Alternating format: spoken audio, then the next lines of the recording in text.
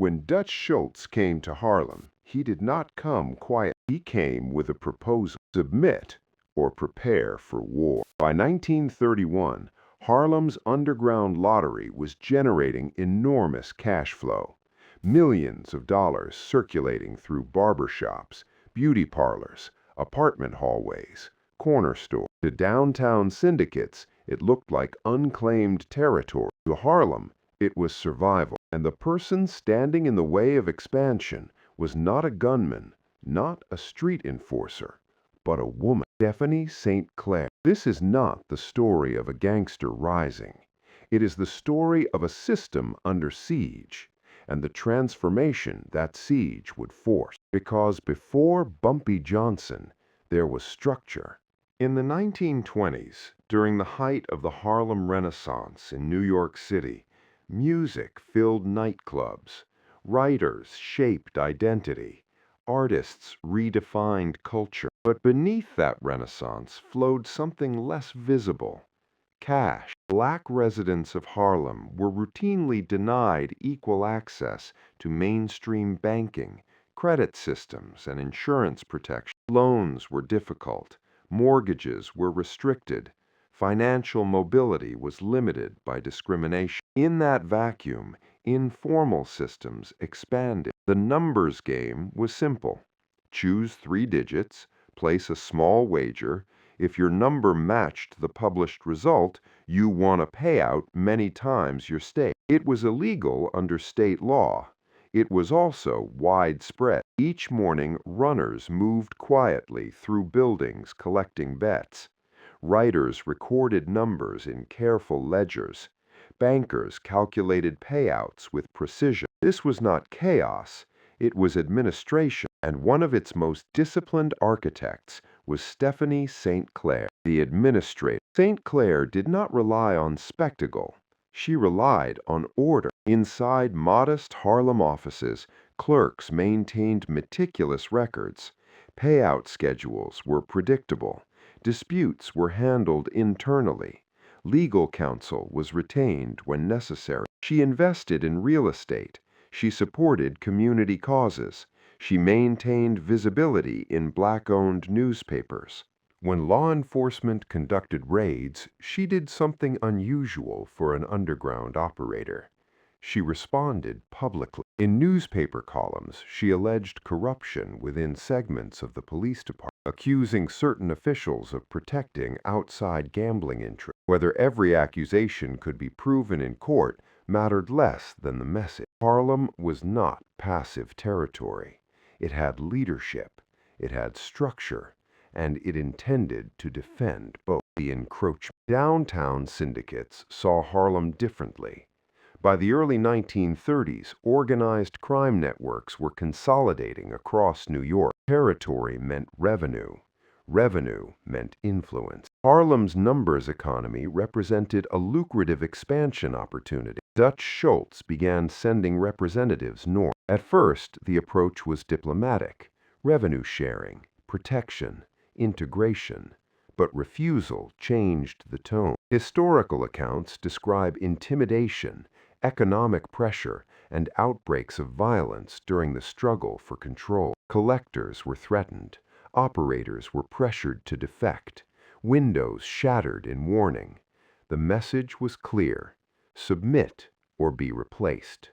Inside Harlem, meetings were held. Quiet room, heavy curtains drawn, ledgers stacked on tables. The choice was not ideological. It was existential. If the system fractured, thousands would lose income. If it surrendered, autonomy would disappear. St. Clair chose resistance publicly, in print, in defiance. But resistance required more than administration.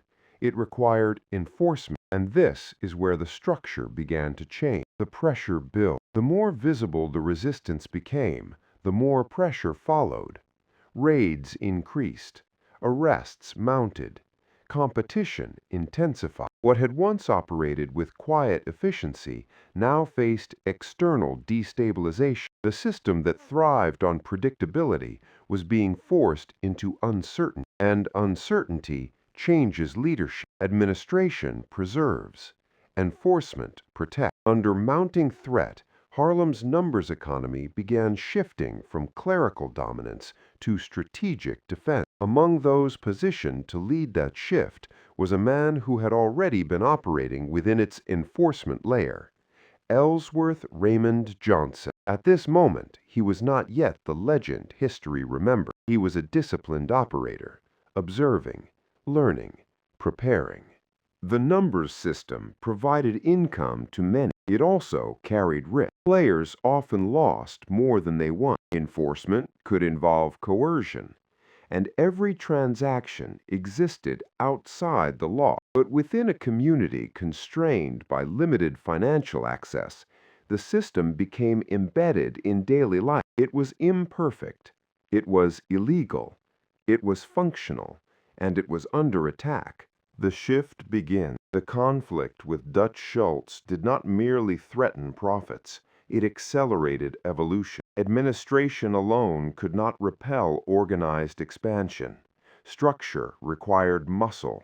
Negotiation required leverage. The system that Stephanie St. Clair built was being reshaped by necessity. By the time Schultz's campaign ended violently in Newark in 1935, Harlem's numbers economy had already transformed. The war had forced adaptation, and adaptation would produce a new kind of leader.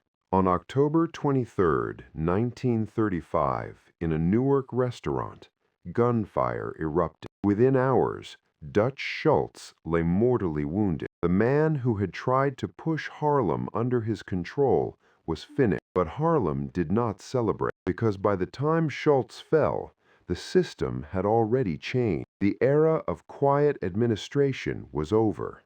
The era of enforcement had begun, and at its center stood a man who understood both discipline and danger. Ellsworth Raymond Johnson, the vacuum of power. When Stephanie St. Clair's operational control weakened under legal pressure, Harlem's numbers economy did not collapse. It recalibrated. Leadership was no longer about paperwork and public statements. It was about survival. The downtown syndicates were reorganizing. Alliances were forming across New York's underworld. Territories were being formalized. Harlem could not remain isolated. It had to decide, stand alone, or negotiate from strength. Bumpy Johnson emerged during this recalibration, not as a founder, not as an architect, but as an enforcer who understood structure. Johnson had already been embedded within Harlem's gambling networks. He was known for composure, for memory, for precision. Unlike flamboyant crime figures of the era, he did not project excess. He projected control. But control required leverage, and leverage required alliance. Historical accounts suggest that Johnson developed working relationships with members of broader Italian-American criminal networks operating in New York, including figures associated with Lucky Luciano. The exact terms of those relationships remain debated among historians, but what is clear is this: open warfare in Harlem decreased. The system stabilized, not because violence disappeared, but because it became regulated.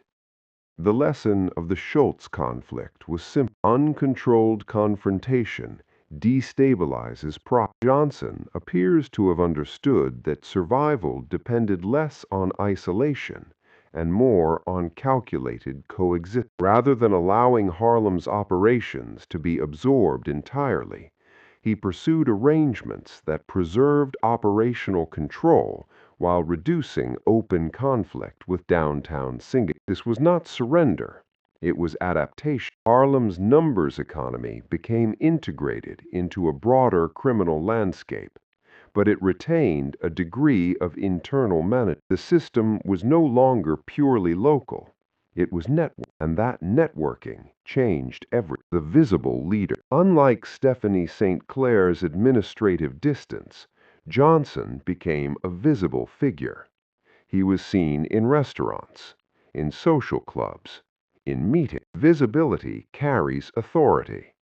but it also attracts attention. Federal law enforcement in the 1940s and 1950s intensified scrutiny on organized gambling operations across New York. The numbers game remained illegal, and Johnson's growing reputation made him a target. Arrests followed, trials followed, prison sentences interrupted continuity. Leadership increasingly centered around one man, and that concentration of authority introduced vulnerability. The stronger Johnson became symbolically, the more fragile the system became structurally. Under Sinclair, administration dispersed responsibility.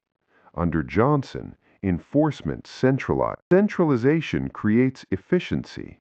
It also creates a single point of failure. As Johnson served prison terms, others attempted to fill gaps. Some were loyal, some were opportunistic. Internal friction increased. Competition resurfaced. The system that had hardened during the Schultz siege now faced a different threat: exposure. Ethical reality. The numbers economy continued to provide employment for many in Harlem. Runners, writers, collectors, entire livelihoods depended on it. But participation carried consequences. Players frequently lost money.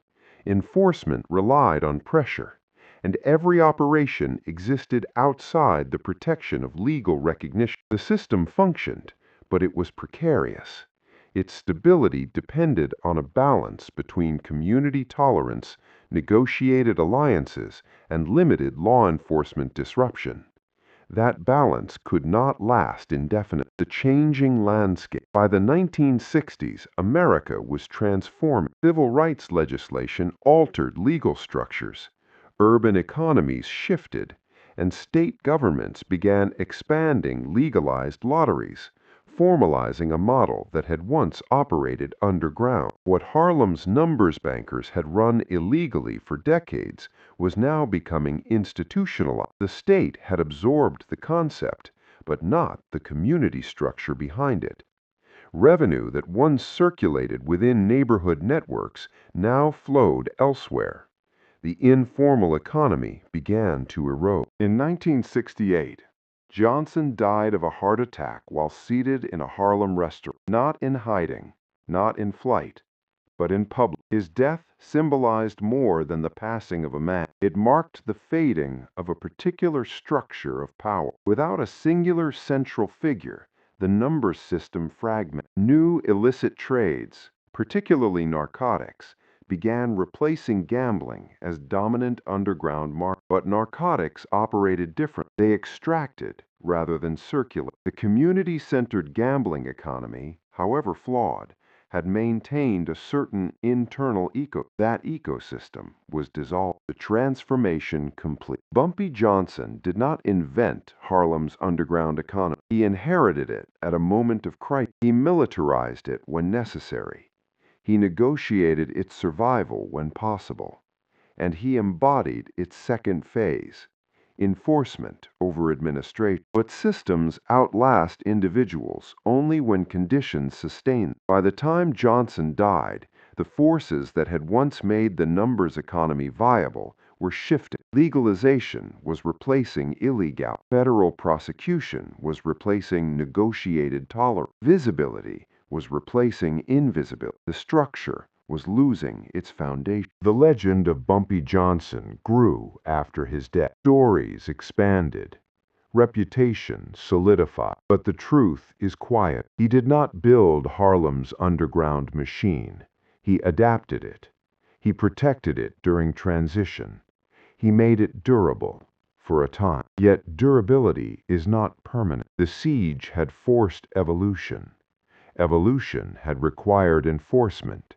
Enforcement had centralized power, and centralized power had increased exposure. The system survived Dutch Schultz. It survived raids. It survived prison sentences. But it could not survive transformation of the environment around. And so the enforcement era reached its limit. What remained was memory and a question. When a system built in exclusion is finally replaced, who truly benefits? History remembers name, it remembers faith, it remembers legend, it remembers Ellsworth Raymond Johnson, but it rarely remembers infrastructure. Before Johnson became a symbol of Harlem power, before enforcement replaced administration, there was already a machine in motion. And that machine did not belong to one person. It belonged to a moment in American history, a moment defined by exclusion. The origin of the machine. The Harlem numbers economy did not begin with Stephanie St. Clair, and it did not end with Bumpy Johnson. It emerged in the early 20th century when black residents in New York City were frequently denied equitable access to formal banking, mortgages, insurance, and investment capital. In response, informal systems expanded.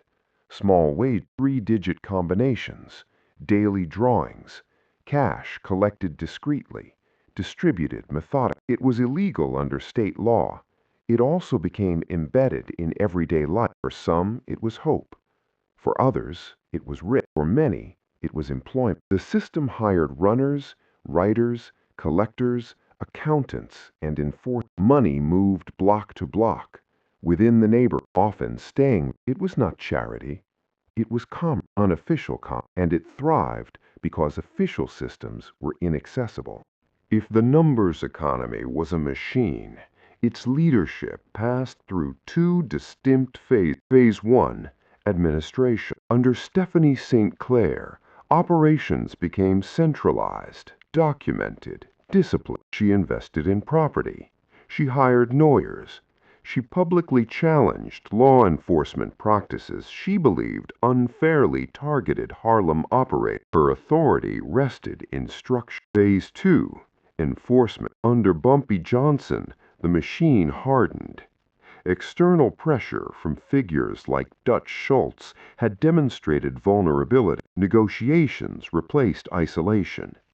Alliances were reportedly formed with broader criminal networks associated with figures such as Lucky Luciano. The machine became integrated, more durable, more visible, but also more exposed. Two leaders, two styles, same structure. The cost of survival. It is easy to romanticize underground economies, to see them as rebellion, as ingenuity, as community resilience. But systems built outside the law carry costs. Participants frequently lost money.